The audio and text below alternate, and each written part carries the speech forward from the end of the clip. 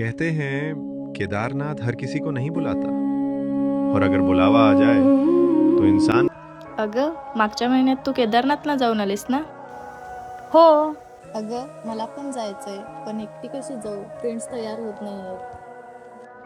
अगं मग त्यात काय एवढं? अगं एकटीला सोडतील का घरचे? सुरक्षित असेल का? अगं सुरक्षतेची चिंता सोड.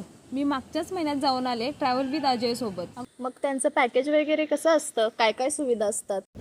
अगं त्यांची 2 पॅकेज असतात, एक हेलिकॉप्टर पॅकेज आणि एक नॉर्मल पॅकेज.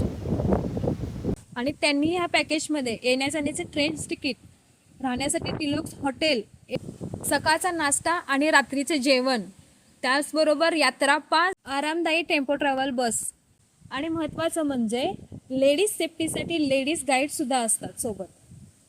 मग ही यात्रा किती दिवसाची असते?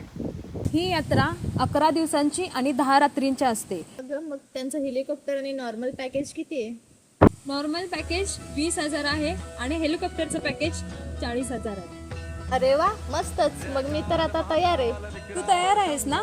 मग तर लवकर बुकिंग करून घे, कारण ह्या वर्षाची शेवटची बॅच 29 सप्टेंबरला त्यांची लास्ट आहे आणि बुकिंग डेट 28 जुलै आहे. आणि लवकरच बुकिंग करून घे, कारण त्यांच्या सीट्स लिमिटेडच असतात.